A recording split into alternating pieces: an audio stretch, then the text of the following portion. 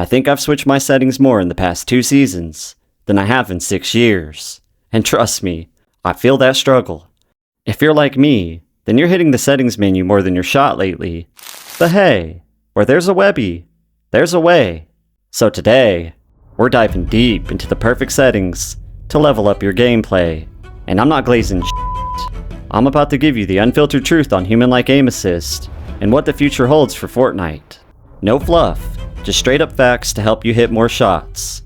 Let's kick things off with look sensitivity. This setting controls how quickly you can track an enemy from the hip, which is key for medium to close range fights. For controller players, movement does most of the heavy lifting when it comes to tracking, so fine-tuning your look sensitivity is critical for maintaining precision without losing control. Now you'll notice, there still isn't much change from my previous settings video. I still prioritize steadiness over speed. However, I did bump my look sensitivity slightly from 20% to 21%. That extra 1% gives me just enough flexibility to track faster moving targets without sacrificing accuracy. As always, boosts are firmly set to 0% to avoid any inconsistent aim accelerations.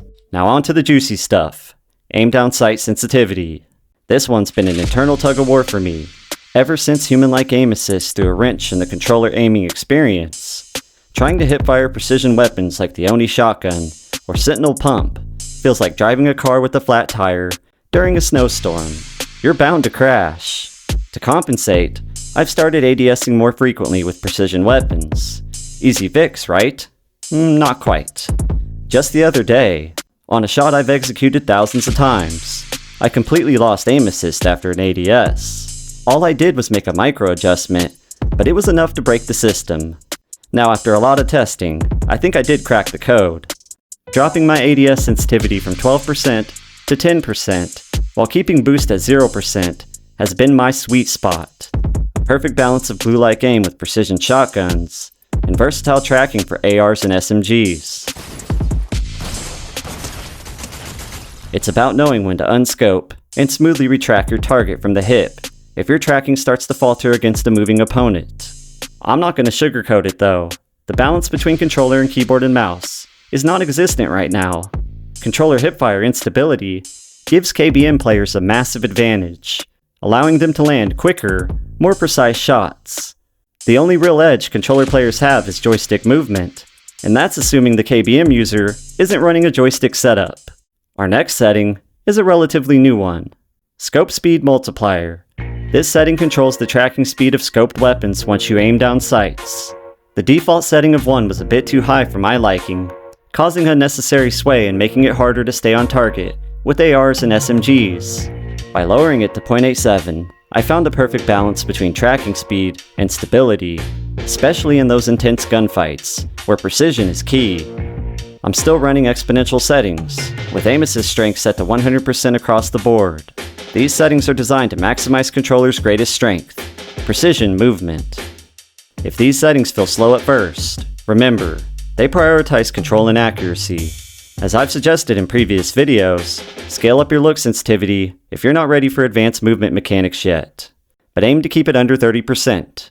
Once you're comfortable, start scaling it down in increments of 2% to refine your control. I've stayed optimistic through all the aim assist updates, but the current state of controller aim is a mess.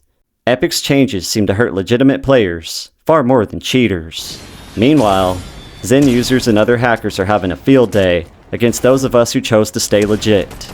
But looking at the bigger picture, controller players make up anywhere from 70 to 75% of Fortnite's player base. But it's clear, many of us feel overlooked. I firmly believe one of the reasons Chapter 6 isn't sustaining a higher player count is because a large portion of controller players are opting out until things improve. While new weapons like the Hollow AR and Precision SMG feel great for aim assist, shotgun choices feel very limiting. For example, the auto shotgun feels almost mandatory in close quarters combat, which hinders the controller experience by forcing us into a reactive playstyle rather than allowing for precise and intentional engagements. For what it's worth, I do believe we'll see big changes for controller players soon. It's time Fortnite recognizes the impact of this majority input method and ensures a more balanced experience moving forward. But that's it for now, Weblings. As always, stay sharp.